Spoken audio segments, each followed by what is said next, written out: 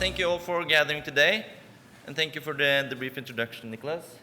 So today we're going to talk about product tankers, and I think it's a very good time to do it. It's a market that's been going quite well for the last couple of years, and we're excited to see where it can take us. So with that, I'll start just briefly introducing our panel today. So from Ardmore, we have Tony Gurnee, the founder and CEO. They have a fleet of 20 tankers and chemical tankers, 26 altogether. And then we have from Navios Maritime, we have Petrone. He's the vice chairman. They have a fleet of 177 vessels.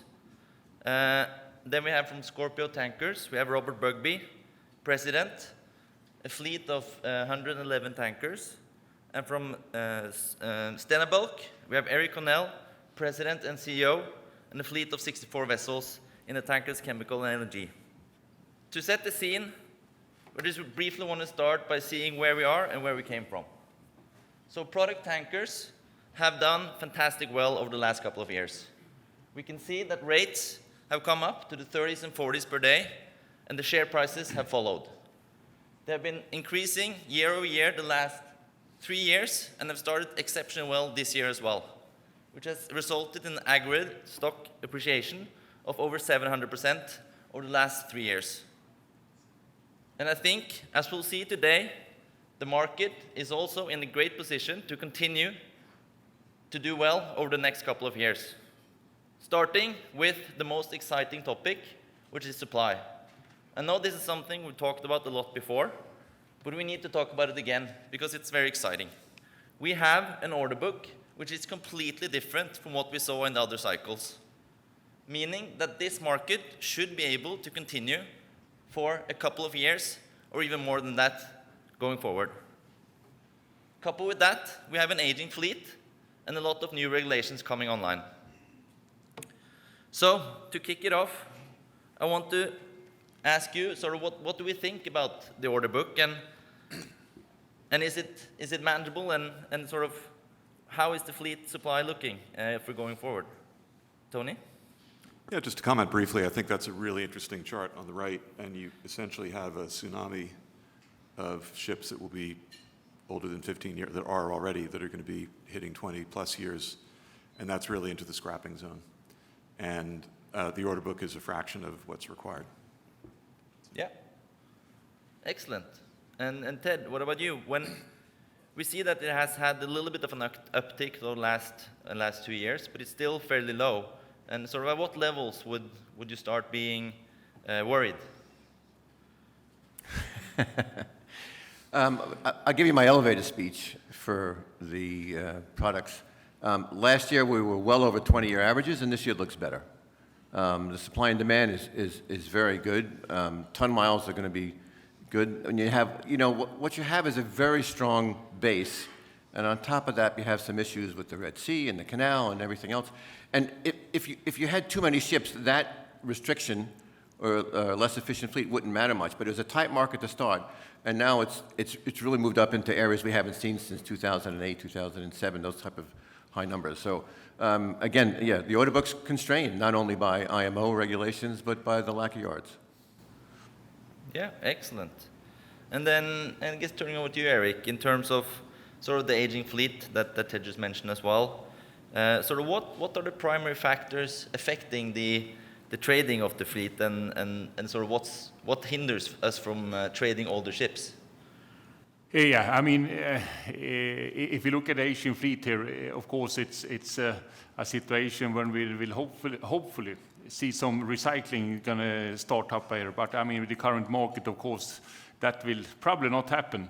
And when I see 14% here, yes, definitely an uptick. I guess what we're looking at here is MRs, right? Or is it LR1s, LR2s as well? It's only MRs. Yeah, it's a bit of a mix. It's a bit of a mix. So I mean, the 14% is, well, we should. It's not a low number, if I may say, and it's obviously going up here quite rapidly.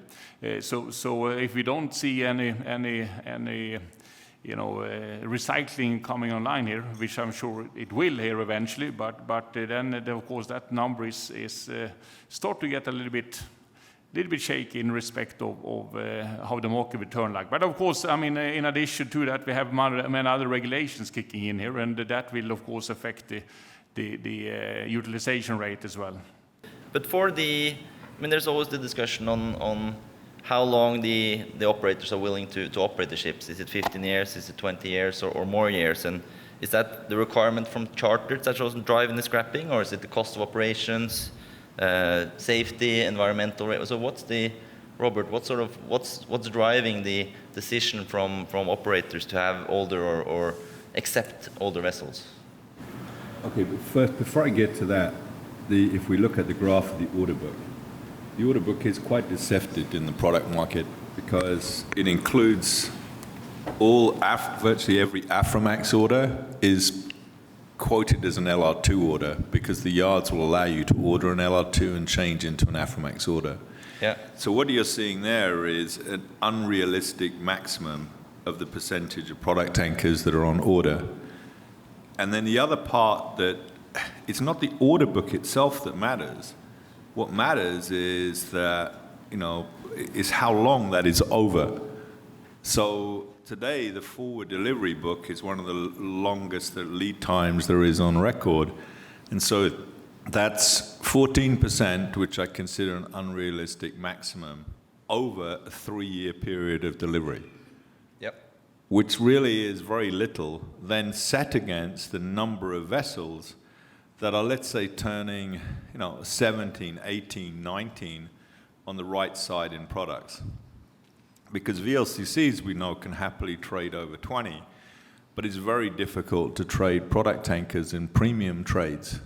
Once they get to, let's say, 17, some charterers have actual regulations saying they can't take the clean petroleum after 15. So I really see very little issues in the order book for the product market. Yeah, that's great news. So, and that'll be the opposite when you have to really dig down into that left chart, and I would suggest changing it over what period and how much set them aside that could become Aframaxes. Yeah, no, that's a valid point, and I guess that's a good thing for the product tanker in general. Yeah, it's great. Excellent. Okay, and then just briefly touching on the amount of shipyards. I mean, we've seen a vast reduction in shipyards. Of course, some of them have combined, and so it's not the full picture of what's available, but we've also seen that a lot of the shipyards are going to be struggling to come back, even though the market is coming back. I mean, deliveries today are maybe well into the 27s. So what are sort of your comments there on, are we going to be in a position where shipyards start coming back if it becomes profitable to build vessels again, and that could sort of increase the available capacity to have new orders today, or are we sort of comfortable with the way this graph is progressing? Yeah, a very, very good and involved question, but I suppose if it hasn't happened yet, after many years of, like look at the dry bulk order book, it's remained consistently low. You would expect that yards might find ways to put on more shifts and open up a bit more capacity, but the boom that we saw, on the far left of that graph, that doesn't feel like it's ever going to happen. Ted? Well, I think you've got, I think at the low point you were down about 50% on yards from the capacity of 2010. It's probably about 60% now, but no, most of them are not going to. We're not going to build product tankers in 9/10 of them. So the ships coming out. Listen, IMO. You never want to say it's different, but history rhymes. Without IMO, as far as I'm concerned, you'd have a much bigger order book, and that is the cap that is driving this, and it's making, as Robert said, an older fleet. And even if that number, the 13, 14% you had, the overage of 20 is over that already. So your net fleet growth of the next few years is going to be 1%. And those older ships, if they don't scrap, the utilization rate is going to be 50%. So 40 million deadweight will act like 20 million deadweight. I mean, I kept saying this in-house, and everything's flashing green here. It doesn't look as if that particular shipyard's coming back, right? No, I don't think so either. So, like the picture paints 1,000 words. And the yards, it's not all great for the yards anyway. I mean, there's no offshore rigs going to be built, and those were high profit margin positions. And that tells another story too, that land in those countries is getting more expensive. Korea itself is developing further. And I think the exciting thing for this generation in the shipyard business is that we moved from the 1970s, which was about the growth of Japan, the 80s with the growth of Korea, the 2000s, the growth of China, and there doesn't seem to be another country with cheap labor, a government willing to subsidize, and lots of deep water around it to become the next shipyard building nation. So structurally, I think it's in great place for shipping. Yeah, no, I tend to agree, and that's another point leading to that. Even though the market has been good for a couple of years now, it looks like, at least on the supply side, it's... You're going to have to move your commission up to 1.5–2%, the broking company, because volume's not going to increase much. So, That's a fair point, and I'll take you up on that. Then moving over to demand, just have 3 brief slides here to set the stage. All in all, just looking at the big picture, the demand for energy is growing. It had a bit of a blip in COVID, but it's definitely come back after that. And the demand for shipping products is also growing, and the ratio of shipping of the products is increasing. We also have an increase in the refinery runs for product tankers, and we're also seeing an increase in refinery margins, and also arguably coming into a good season for product tankers.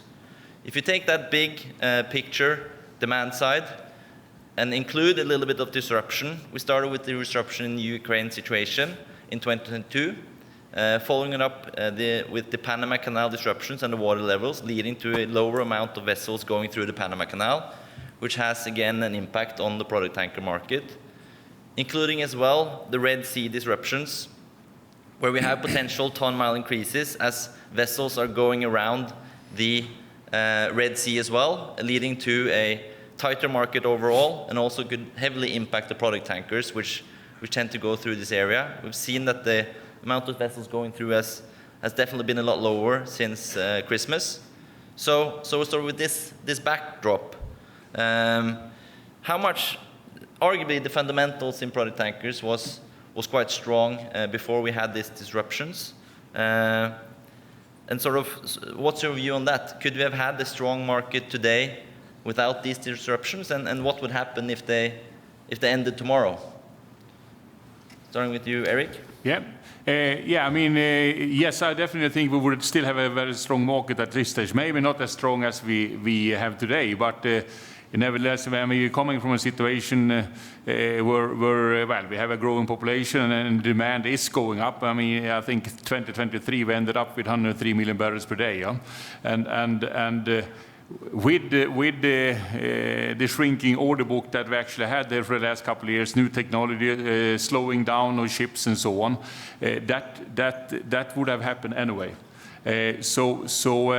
And based on that,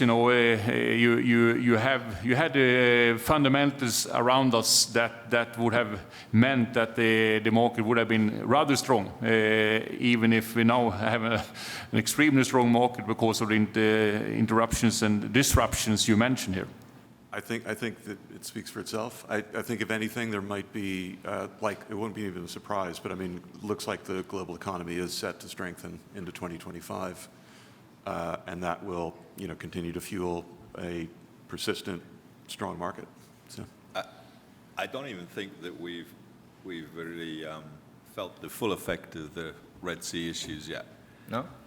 And because the Red Sea was really only closed to the product market just a few weeks ago, and it's only going to be in the when we get into the, let's say, the 12-18 laycan for the 8G on the LR2s, that we're going to see the gap appearing because of the number of ships that had to both ballast all the way around the Cape and those that are going loaded around the Cape.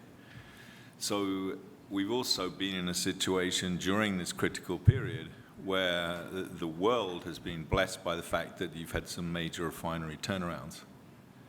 And those two things meant that, yes, we saw a strong market, but I would think that the risk is well now to the upside that you're going to see an even stronger market develop over the next, few short days here. Excellent. And that gets plays into... I mean, for it to only fall to where it did in MRs and LR2s, despite all the refinery turnarounds and the seasonal change, that's telling you a lot. Yeah. I think with all this excitement of the icing that's on the cake, what we forget about the fundamentals, what drew a lot of us to this product industry was the ton-mile issue, right? You have all the new oil, whether it's clean, well, certainly the crude being discovered in the West, the demands in the East, the refineries are being shut down. Anybody know a good refinery within 100 miles of here that works? So you're shutting down the West, and you're having the refineries east, to the east of Suez. And so that's been ton miles. It's been that way for 15 years. So that's the base that we're sitting on top. And then you have this disruptions where, I think I have the numbers right. For the clean going through the Red Sea, it was like 1.5 million barrels a day, I think, or something like that.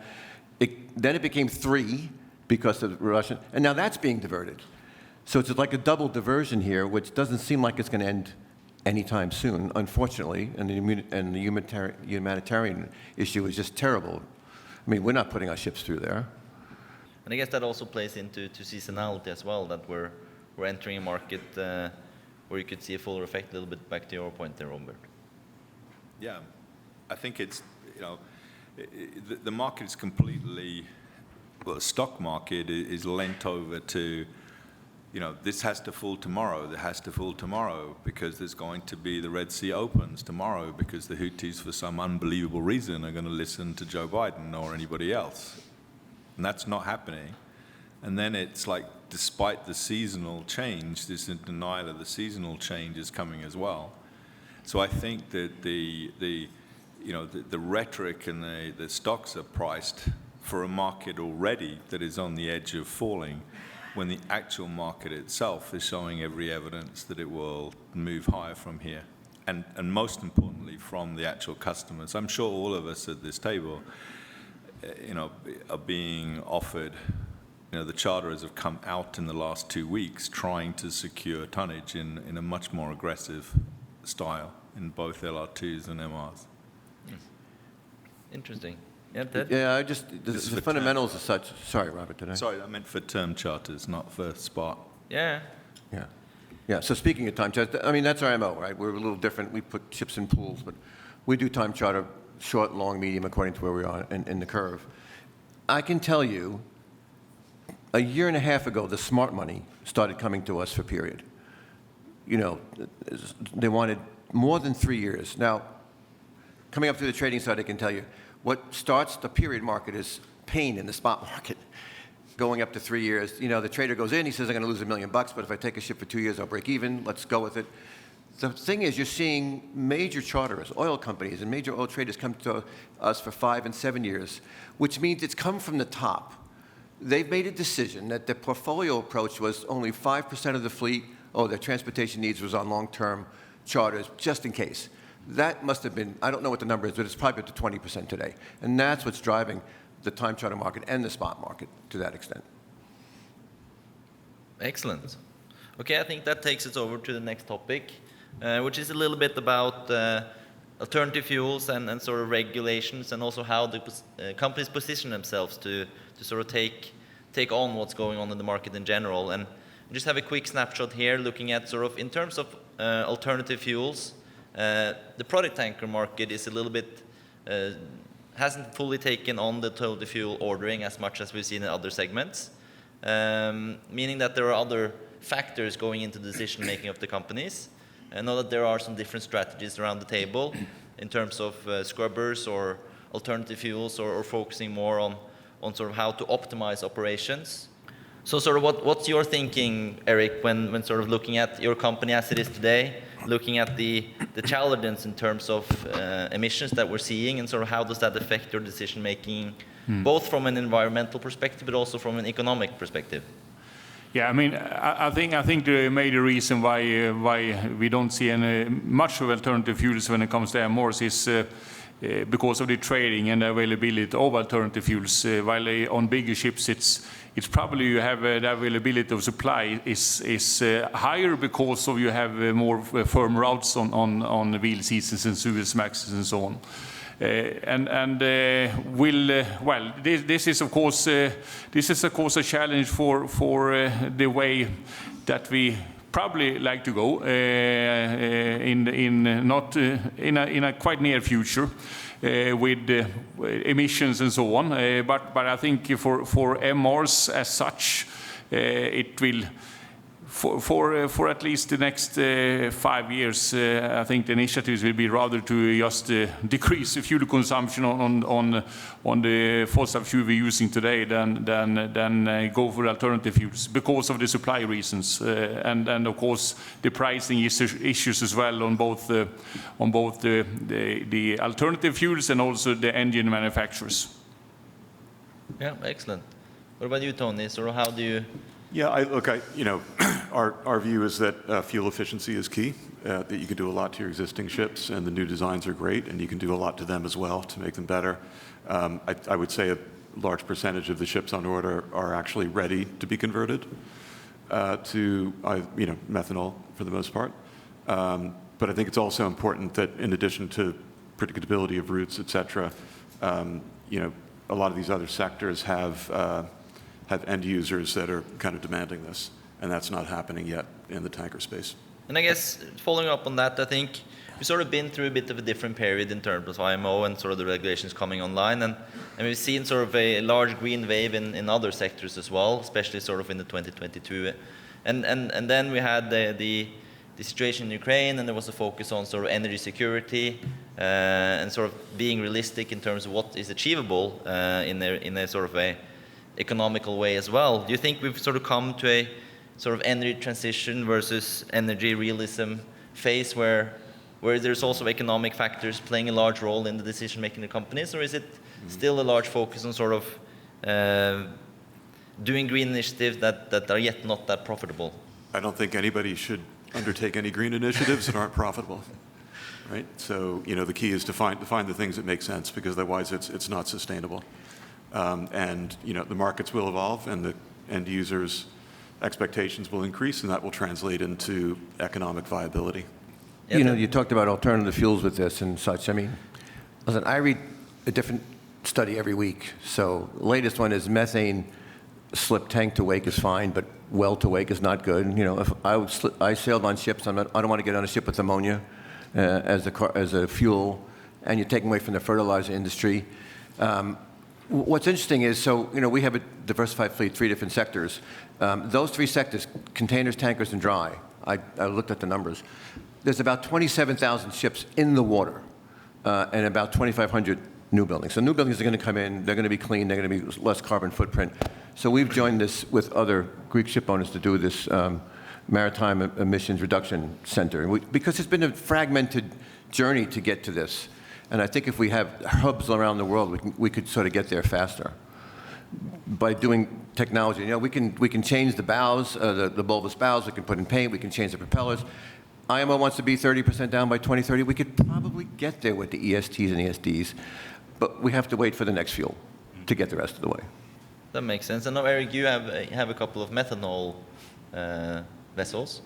Yeah, we have ordered 6 methanol vessels, but there's that's initiatives that where we have a good cooperation with a methanol supplier as well, and of course that's I think that's very important at this stage before you make an investment in those alternative fuels.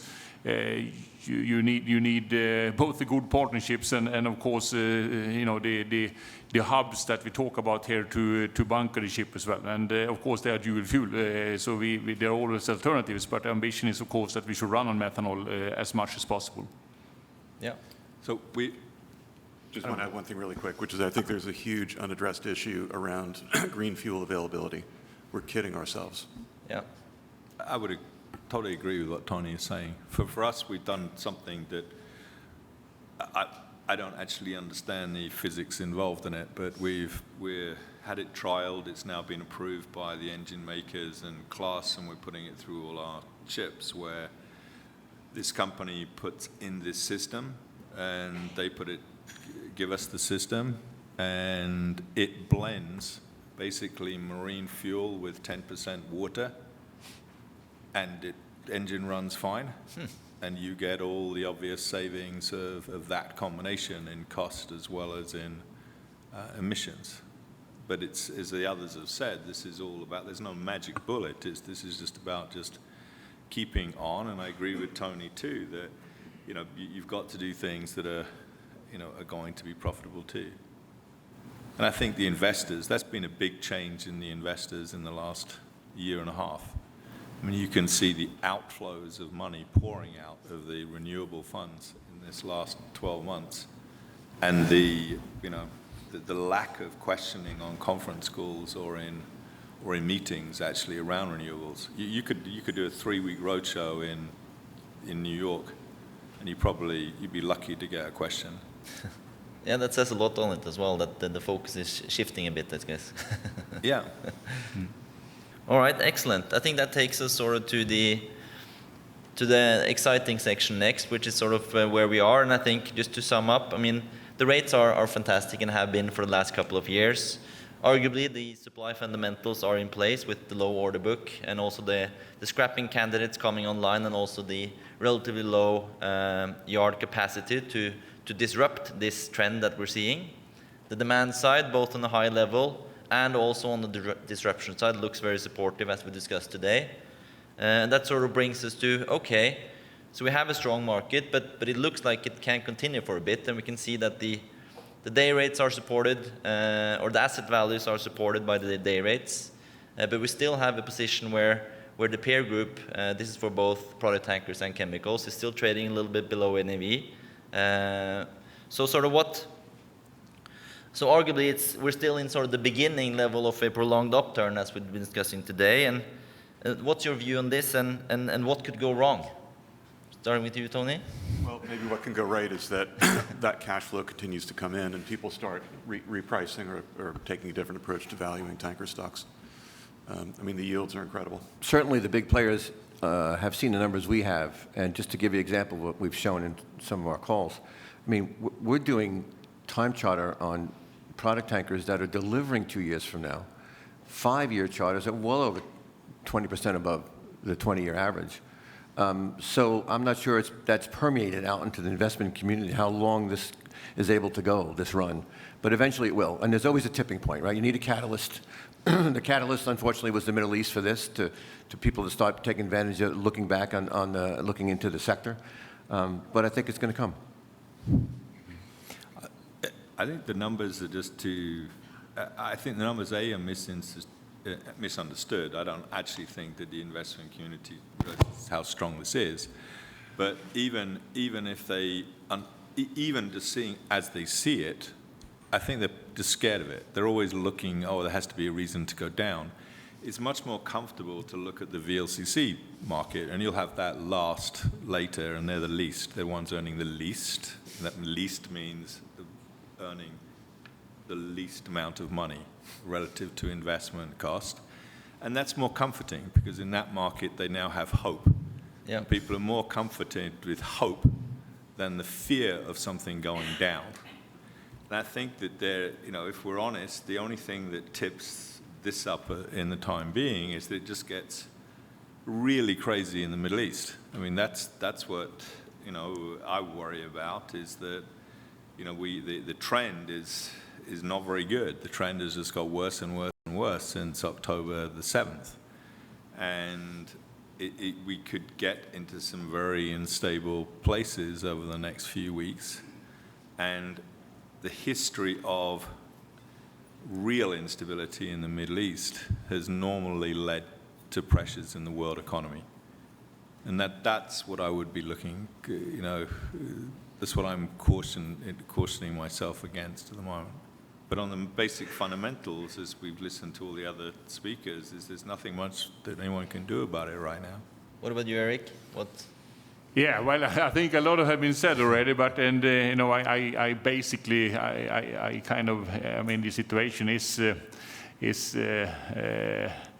it's quite unique from many perspectives, and with the fundamentals around that is driving this, I think that it is going to last for a while now, and we investments that you do today with the prices you're seeing today, of course, that might potentially be a challenge, but I mean the next 3 years, it's going to probably be 2 to 3 years going to be really good.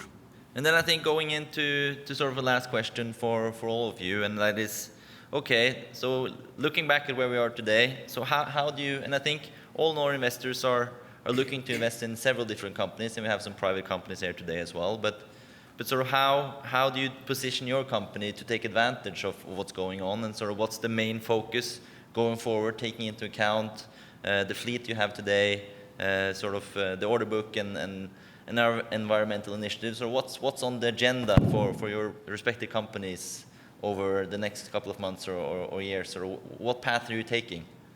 Starting with you, Tony. Yeah, a couple of things. I mean, one is that I think our fleet profile feels like at a very, very good spot in terms of age profile and earnings versus capital invested. We're, I think, technically 110% spot. We believe in the spot market, and we're good at trading spot. And we're just completely focused on maximizing current cash flow. Excellent, and returning to shareholders as well, I guess, Yep. which is Yes. excellent. Yep. What about you, Robert? We're almost 100% spot. We have a few time charters to what we would call strategic clients that bring contracts and things in other areas. We will most probably continue to sell our 2012, 2013 product tankers, and we will continue to target the reduction of debt to at least the scrap value of the fleet. Excellent, so in a good position then to take advantage of what's in forward us. I think that once we get there, we'll be able to do quite a few things. So. Yeah, and I mean, from our point of view, it's we have the fleet we have. I think we are the only one on this table who are not stock listed, so we have only one shareholder, and that's the family. So from that point of view, we can probably act a little bit different as well. But I think we are fine in the positions we are right now, and but we're always looking for opportunistic business, of course. And I think our biggest challenge today is, of course, to find reasonable time charter ins that we are also playing a lot with in the way we are trading. Excellent. What about you, Ted? So we've been modernizing the fleet. I think since the beginning of last year, we sold 17 ships. We have 26 new buildings. Almost everyone's covered going out forward. 16 are tankers. Half of them deliver this year. Again, elevator speech. We're going to keep our operational efficiencies high and our emissions low. We need to continue to renew the fleet as we go forward. This is a different world, and we're looking at all type of technology to make sure that it works. Excellent. I think that sort of concludes it for today. As mentioned, we have a very supportive market where day rates are already here and have been there for a couple of years. The supply is looking great, so is the demand, and we have a lot of very investable companies that should be performing well going forward if what we've discussed today plays out the way one hopes. So thank you all for attending, and thanks to the panelists for a great discussion.